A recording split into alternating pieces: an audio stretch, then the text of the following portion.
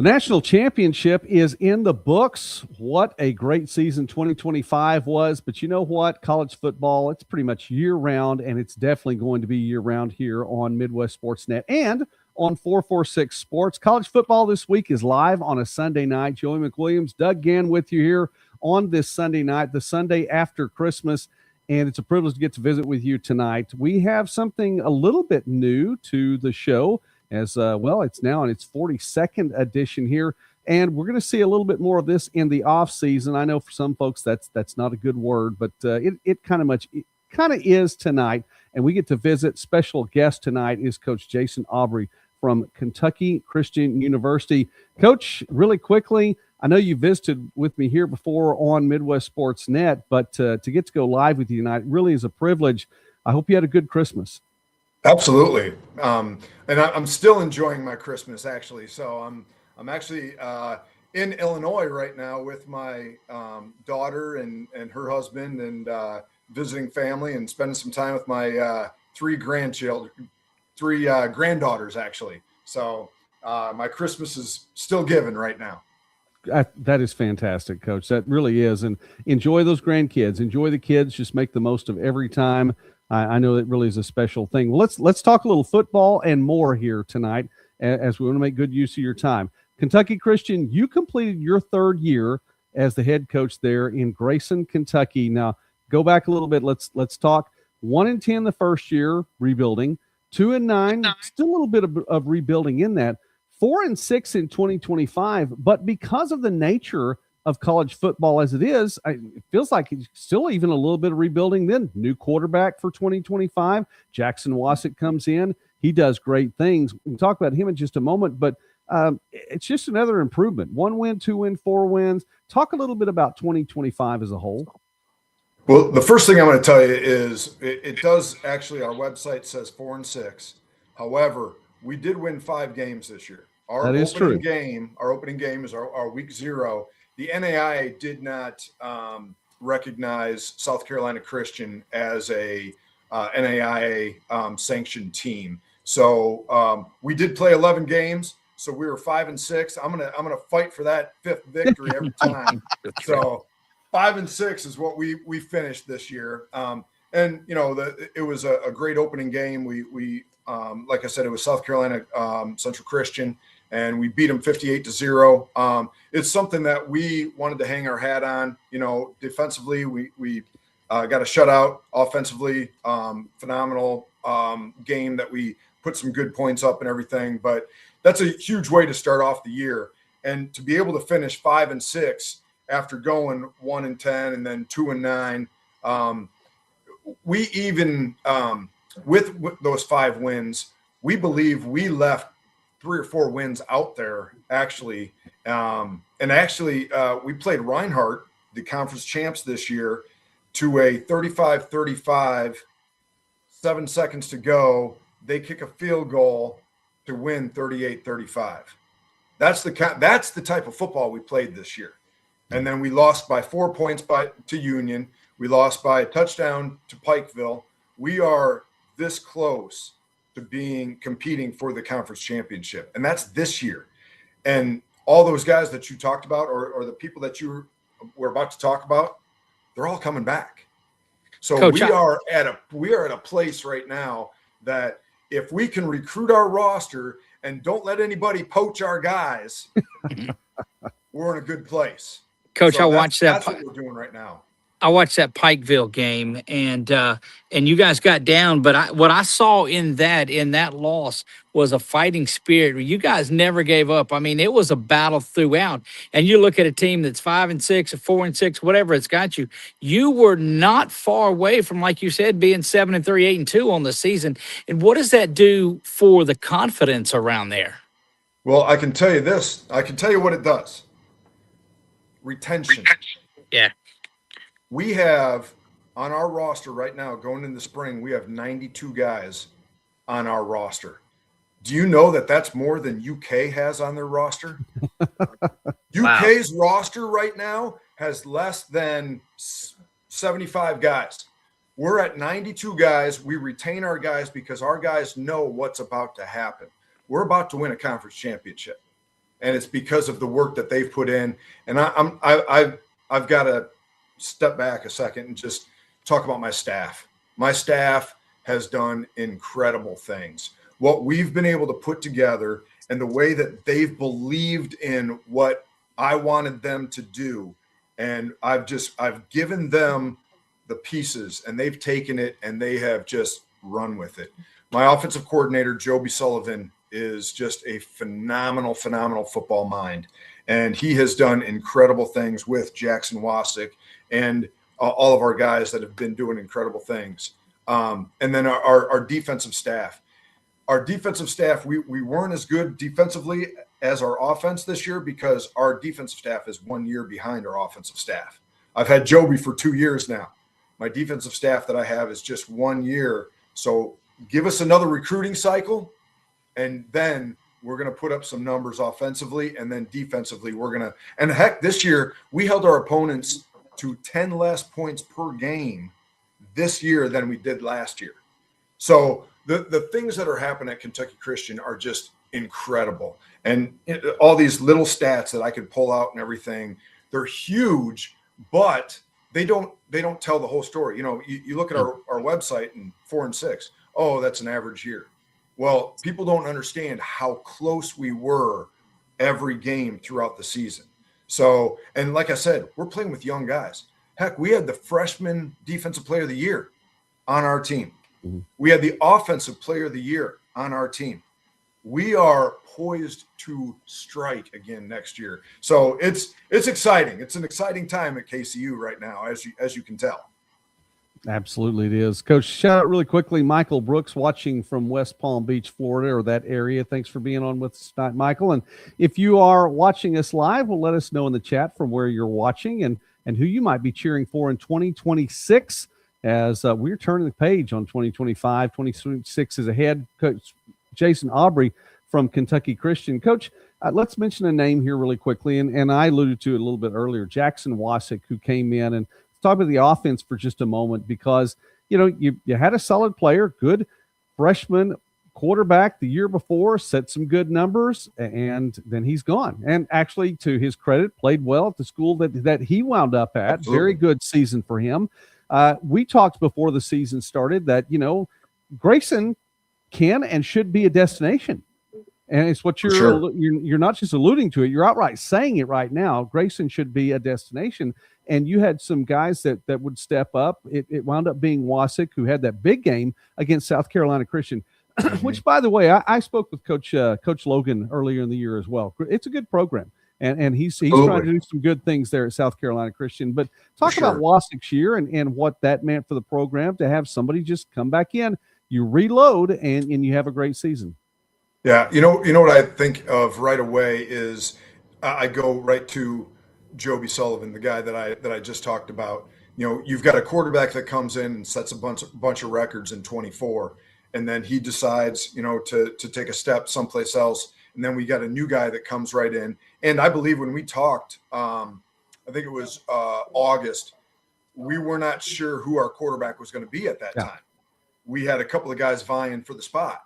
But then Jackson took the spot and just kind of ran with it. And I just want to, you know, like I said, talk about Joby, just what he does with the quarterbacks and just how he is able to put them in a position of success. And that's what I'm extremely, extremely excited about having. I'm going to try to keep that guy from getting poached as well. You know, we're in this time era of college football that people could just come and grab people. You know, but what I'm trying to do is I'm trying to create an atmosphere that is conducive for family, conducive for these players and everything. So it's but Jackson Wasick, what a phenomenal kid. That's the first thing that I'm going to say. He's a great football player, but he's an even better young man. He wants to do great things. He wants to stay after practice. And not just stay after practice to get extra reps. What Jackson Wasick does, he stays after practice and he plays with the kids that are on the field that are young, you know, our coaches' kids. He runs around with them. He plays catch with them. He is just a phenomenal young man that wants to just to be a great guy, So that's the number one thing about Jackson Wasik. But then when you throw for 3,200 yards and 34 touchdowns in a season, that's a darn good season. And this kid he's just a sophomore, and he can actually we're working to be able to get another year out of that, his first year as well. But he'll be able to play a lot of football ahead. And like I said, I'm just trying to keep him with us, and we're working with him, and we're trying to vie for his position. And it's a tough world out there right now, and especially when you're finding a D2 or an FCS program showing you a little love and everything. We're gonna do everything we can to hold on to him, and we have so far. So, but he's just a phenomenal kid, and talk about a leader, somebody that wants to get better every day, come out to the field, and just keeps people with him, his receivers, his running backs, his offensive line. He wants to bring everybody together. He's just a phenomenal kid. Coach, it sounds like, you talk a lot about finding your fit, if it's going to be there at we're at Kentucky Christian. And it sounds like Jackson has found his fit. You talk about him playing with the kids. Is that what you're talking about when you talk about finding your fit? Absolutely. So there's so many different schools out there that you could go to, and guys are what they have to do is they have to figure out what they want with their experience playing college ball. And that's exactly what I'm talking about right there with the fit. There's a lot of times that we talk in our recruiting meetings about finding the right guys that, and there's PJ Fleck always talks about this. He says, I'm not for everybody. We do things differently.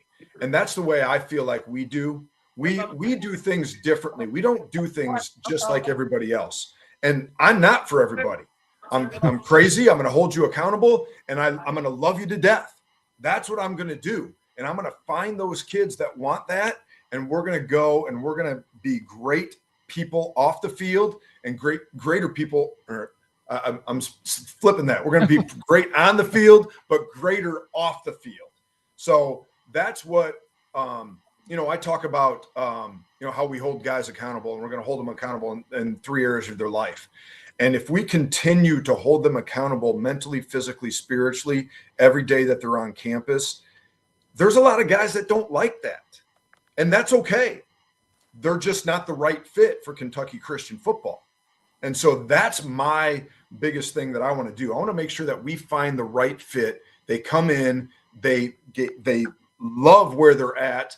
And when they love where they're at, they're going to do some incredible things. So that right there is the fit that I'm talking about. Yes. Love it. Doug, I didn't know if you had anything else for Coach. I do. And it's, and it's, Coach, I watched a lot of your talks at the Kiwanis and different things that you talked about. And one thing that stood out to me was the clarity of purpose. You were very methodical of speaking about that because it seems to resonate so deeply with you. And you talked often just in this tonight about folks may not like you, folks may not, but you've not ever backed up from what it is that you say. And it's kind of take it or leave it. And I love that. But talk about that clarity of purpose just a bit.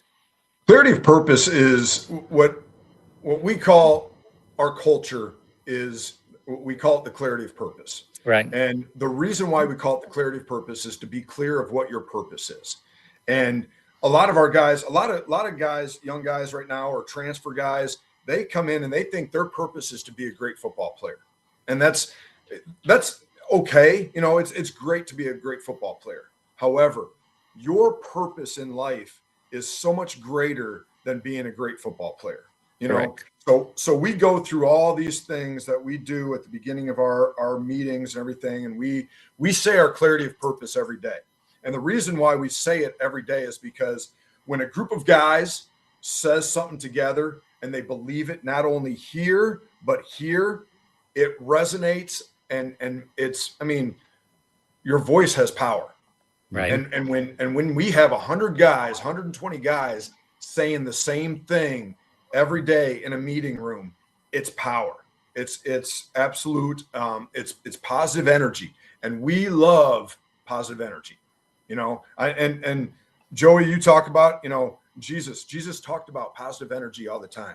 He talked about, if you truly believe, if you pray for something and you believe it's going to happen, guess what? It's going to happen.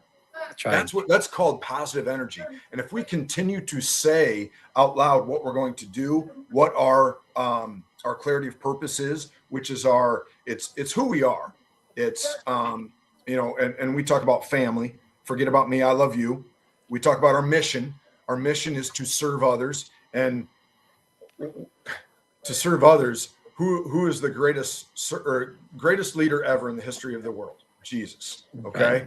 And his job, Matthew 20:28, for the Son of Man came not to be served, but to serve others and lay down his life for many. So the greatest leader ever in the history of the world is a servant. We should be servants as well. So that's our mission, to serve others. Then our program goals, our 6 program goals is our vision. It's where we're going. Be a man of integrity. Number 2 is graduate and have a life plan. 3, Victory Bowl champions. 4, AAC conference champions. 5, NAIA playoffs. 6, NAIA national championship. Now, the playoff of all of that together is our program goal number 6. If our job, or if our goal, program goal number 6, is to win a national championship, I'm going to ask our players, how are you going to practice on the field? And the first thing they're going to say is, like a national champion. How are you going to act in class? Like a national champion. How are you going to act on campus? Like a national champion. Our clarity of purpose is not to win a national championship on the field. Our clarity of purpose is to wake up every day and be a national champion in everything that we do. And that is the purpose for everybody's life. You wake up every day and you choose to be a national champion in everything that you do. And if we got guys that come in, if we've got 100 guys that choose to be national champions in every choice that they make, our program trajectory is going to go like this. And we're going to win a lot more than just football games. Man, I love it. Win 40 years after we play at Kentucky Christian. So that, in a nutshell, is our clarity of purpose.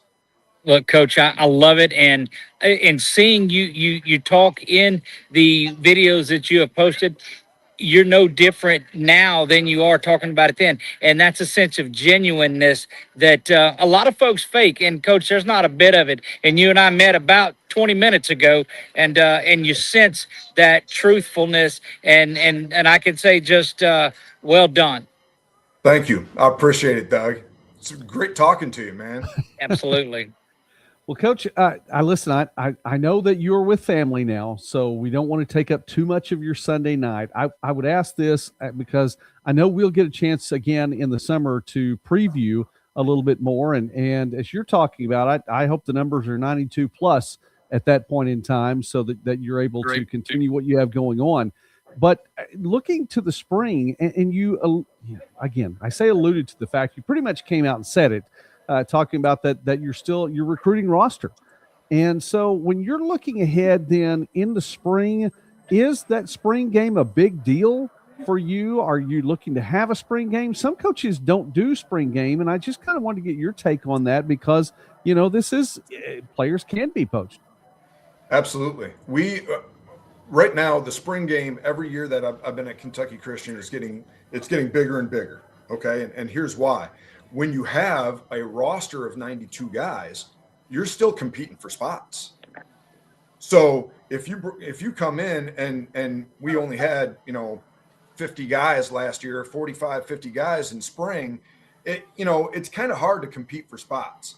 But when you have 90 guys, you're still competing. And then we're still bringing in mid-year guys as well. Because, let's be honest, I'm going to use the transfer portal to my advantage as well. I'm not just going to go, oh, we've got 92 guys, I'm good. I'm going to bring in guys that fit our program that can make us that much better. So now that spring ball game becomes even more important because now we've got guys competing for multiple spots. And then once they're able to get, in the system, get the offense, get the defense, and they're competing and they play in the spring, then we bring them back in the fall. Now we're going to have a great competitive camp which just ups the level of our performance against that AAC conference. Absolutely. Okay. So not bailing on the spring game. It's bigger every year in Grayson.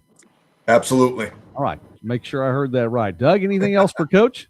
No, Coach, I just look forward to talking to you more. We're going to launch in the first of the year a show on 446. It's called Stories Behind the Stats. And it's just sitting down and telling stories like this, and would love you to be an early on guest on that show. Absolutely. Anything I can do to help you out, and anything I can do to pump up KCU.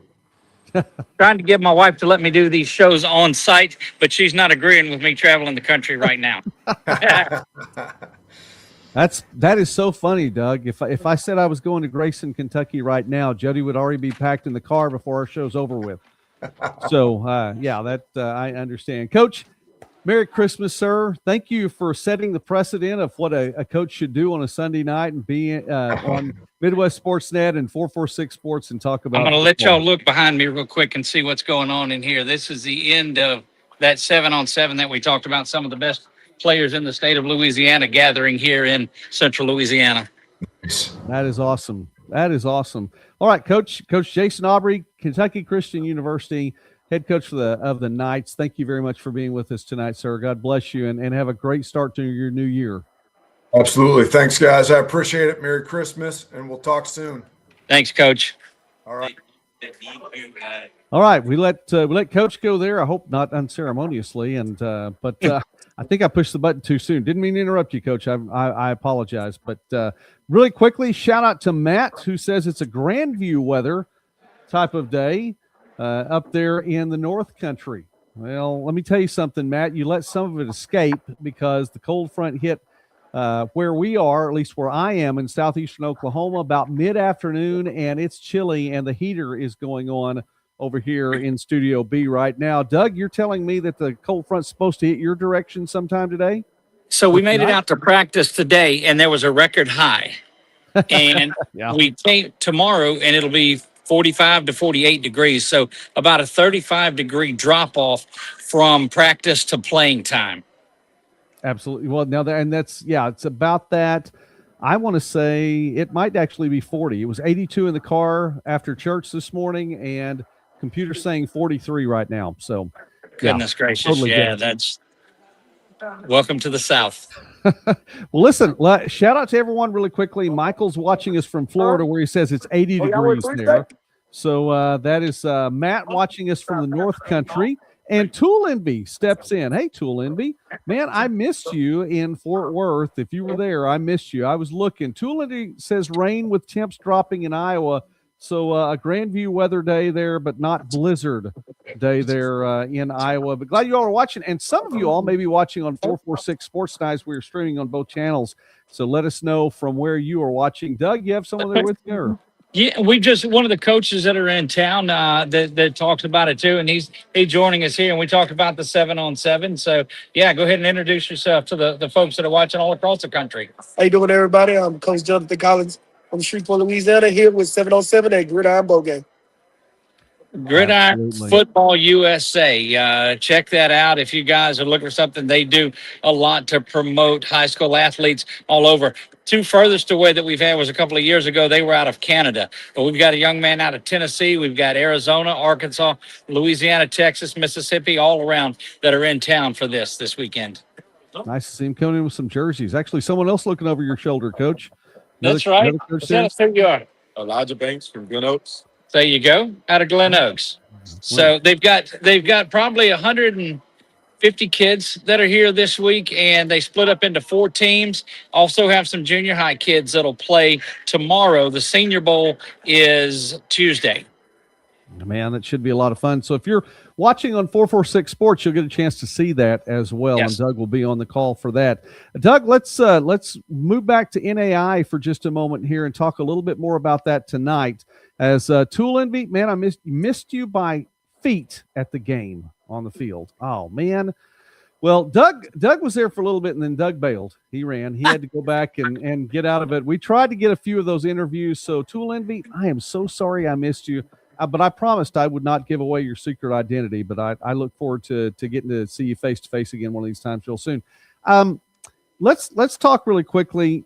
Coach Aubrey, who, by the way, thanks to Coach Aubrey for coming on tonight. We're going to have some more coaches on the live stream with us on Sunday nights for sure. Still doing midweek broadcasts, although I'm not sure we're going to do one on January 1. Right. But still doing midweek broadcasts as well. The transfer portal, which he's talking about getting in that. Of course, in the NAI, there is no transfer portal per se, but we've talked about the transfer market, and there's a big name.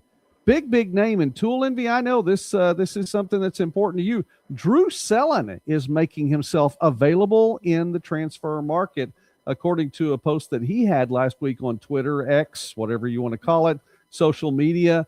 And Drew Selin, in case you didn't know, one of the most explosive offensive players in the NAI in the last 2 years. He's a junior.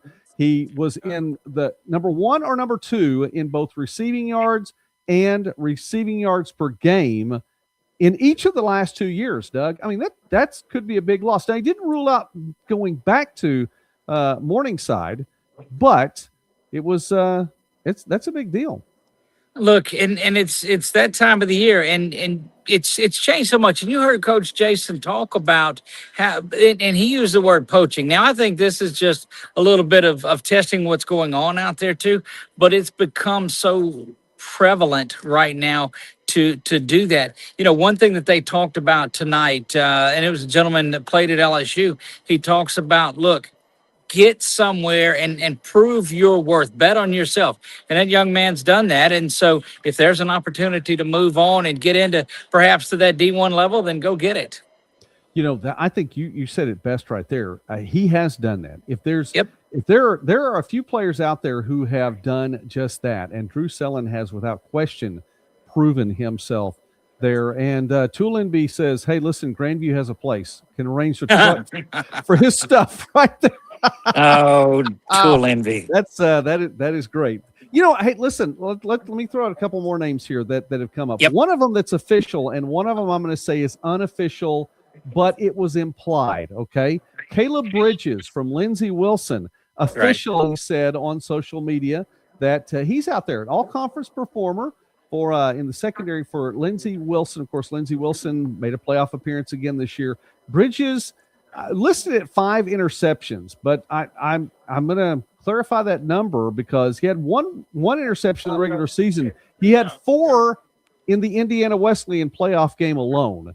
So I think that may skew the numbers a little bit. That didn't take away from his play. Obviously, a very solid player right there, but he's officially out there. And then, Doug, I had a chance to visit with Levi Torgerson. Man, we dropped his name all over the place this year. You talked about him a lot. Absolutely did. And he didn't say outright at the end of the interview, which, by the way, if you haven't seen it, it's the Summit on Midwest Sportsnet. Check that one out. Episode number 501. We crossed that 500 episode mark. And Levi Torgerson said he's still exploring his options. He may consider, possibility of that extra opportunity of eligibility, which would, I think, by definition, mean NCAA. Look, so it has to, but you talk about somebody with that kind of skill set like Levi has on there, and you were high on him all year long. There's no doubt about that. You get to the point of, let's go out there and give it a whirl. And his extra time would have to be in the NCAA, and I think that's a great move for him because, man, go out there and put your skills to test, and who knows what that next step becomes then. Absolutely. I'm impressed, and that interview, it's been a while since we've done a summit, and we talk to coaches a lot. I enjoy talking to the athletes as well and try to make good use of their time. We have a few more athletes coming up in the spring, but I really was impressed with him. And I don't know that everyone recognizes, I mean, he's a 2-sport star in college. He's playing on that Montana Tech team, which, by the way, beat D1 Montana in an exhibition game a couple of weeks ago. I thought that was really pretty cool that he can hang his hat on that. Lots of folks watching tonight. Appreciate you all watching. Listen, if you haven't let us know who you are or where you are and who you're cheering for in the chat, you need to do that. Joey McWilliams, Doug Gann with you here on college football this week, which is tonight. Both on Joey, I'm excited about our first ever simulcast. I know. We're on 2 different channels tonight. We're on two different channels tonight. Hey, Doug, Tool Envy's asking. So you know what? I'm going to go ahead and drop that one on the screen there. Tool Envy's asking, have we talked about Doug's pick for the championship game? I think we did last week, but let's bring it up again. It's back. It's bad reception. Yeah. No, we look. I'm gonna tell you, it was down to the wire. It was one of those games, and man, you somebody had to win that. And Tool Envy, yes, I was glad. I was. You knew Grandview had a good shot going into it, but man, Kaiser, it was just a dog fight that we said it would be. So hats off to those. But yes, I had Kaiser going in early, but we lose sight of the fact that we also had College of Idaho with a big upset win earlier. So Well, yeah, College of Idaho did that. They got that win over Montana Tech. But anyway, no, they had a few wins. By the way, what a great season they had. That went farther than I thought. The Yotes back to the semifinals once again. And there's some Yotes fans out there and all of that. Michael, if he's still watching, Michael picked Kaiser too, but that was a given. We knew Michael was going to pick Kaiser. that's correct. All right, midway through, and we're past the 30-minute mark. Let me say really quickly, this is our first simulcast, so we're on Midwest Sportsnet and on 446 Sports as well. And find your home for this show. It's going to be on both places, so just find your home and stick it out there. And Michael said, yeah, it was a great game for both of those schools. So look, and that won't be the only show that gets simulcast on these. As we move to Stories Beyond the Stats, I think we'll have an opportunity to put that out there as well. So look, these are your homes to find out all the information that you need nationwide. Absolutely. All right, now, shameless self-promotion aside, let's talk a couple more things really quickly. We have Bet the Barn final win totals. Bet the Barn final win totals. So let me bring this up here, 2025. And I have this right here. These were our leaders. There were a few more folks that got involved a couple of times over the year, but the final numbers, Leo and Robert finish at the top. 23 correct picks in the Bet the Barn over the course of the fall. So Leo Vitt, Robert Wayland, Matt, you made it up there. You're at number 3, finishing that number 3 spot. Matt, if you're still watching us tonight, so shout out to you. And then Henchman 21 and Dave, both with 14. Tool Envy, you should have picked a little bit more often, man, because I have you down for only 4. Now, if I missed that, I don't think I did miss that, but I have you down for 4, and I'll check my numbers later on just to make sure, because that just seemed too low. But Jeff got in, and shout out to Jeff too. Brody, an all-conference performer there at Grandview as well. So we enjoy when Jeff comes on the program. All right.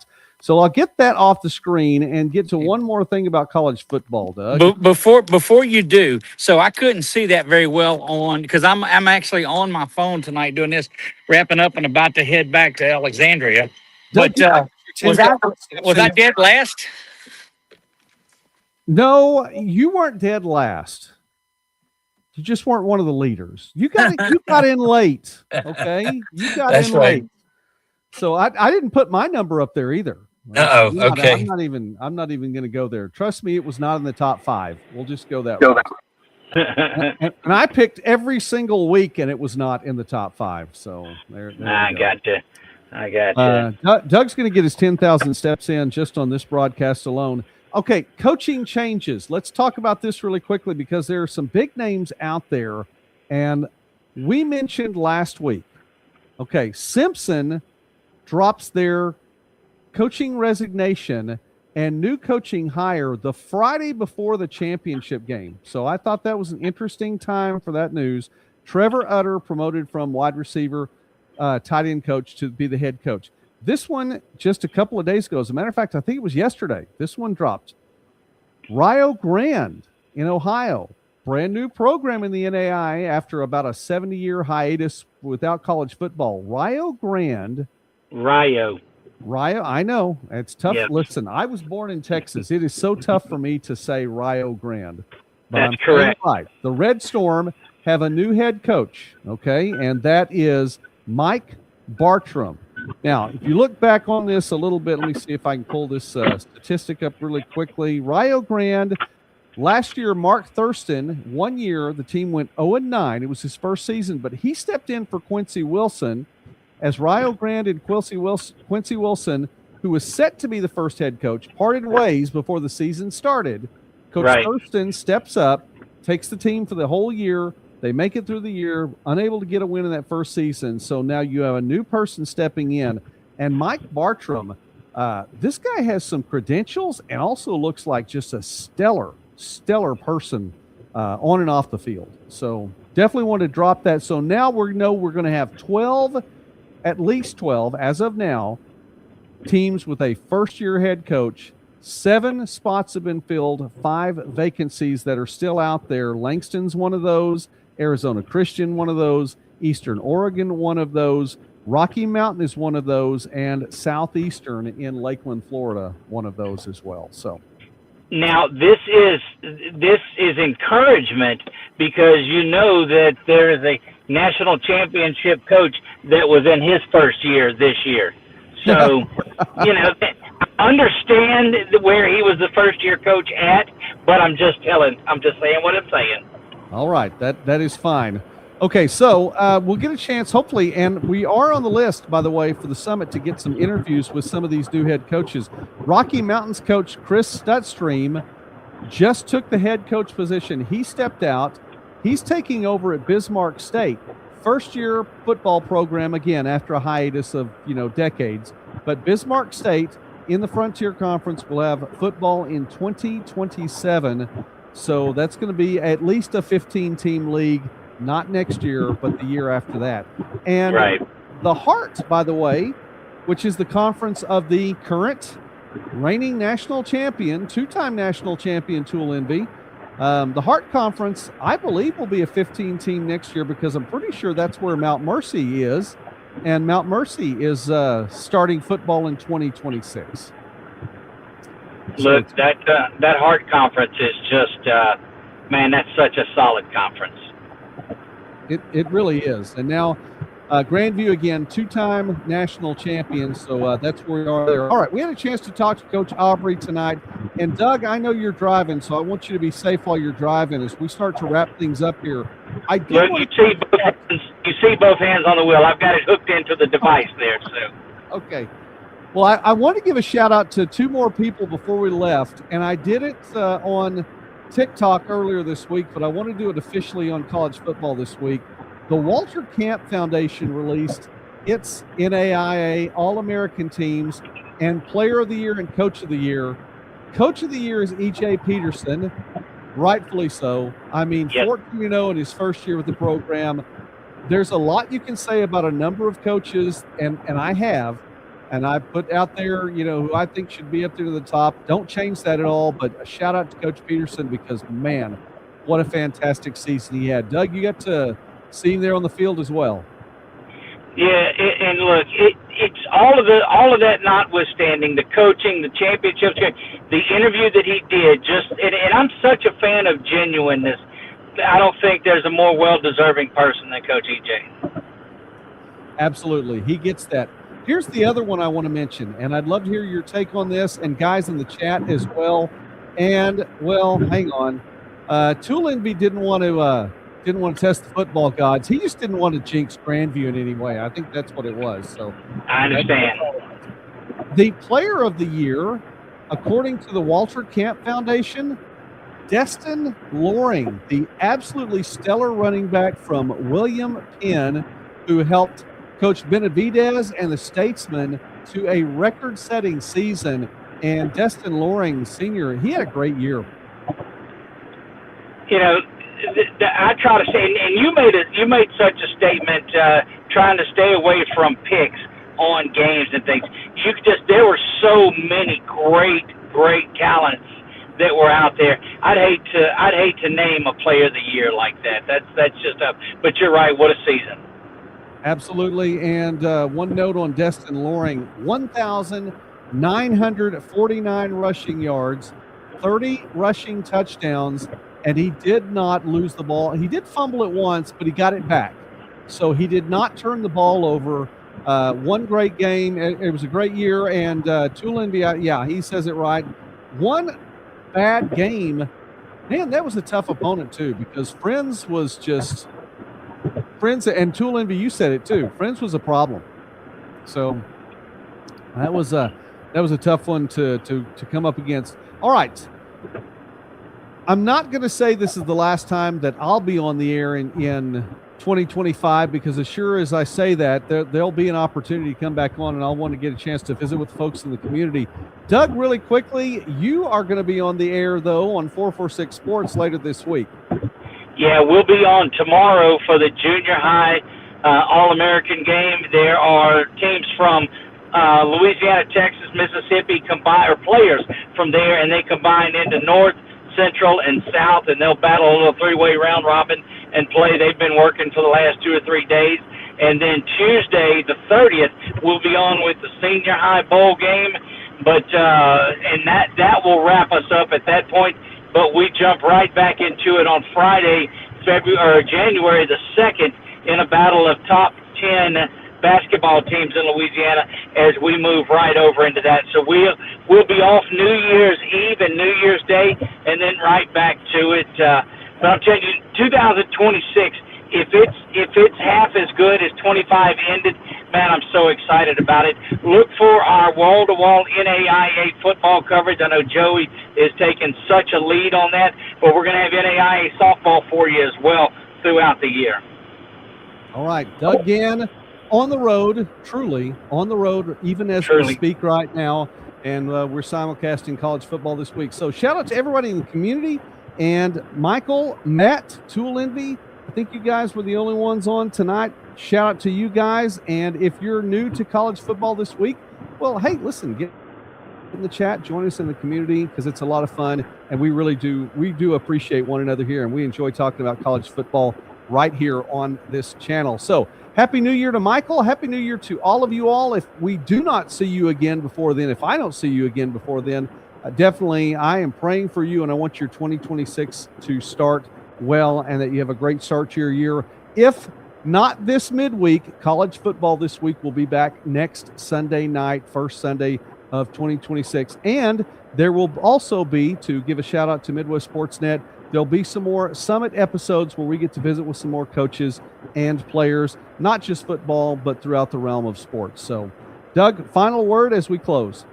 Look, I just want to wish everyone out there the safest of New Year's. I know there's a lot of craziness that gets out on the roads, and praying for all of you to make it to your destinations and back safely on there. But Joey, I did want to give a big shout out to you. I don't think there's anybody that works as hard as you do, and I'm grateful to you and Mrs. Midwest Sportsnet and the entire family. And so God bless you all, and we'll see you in 2026.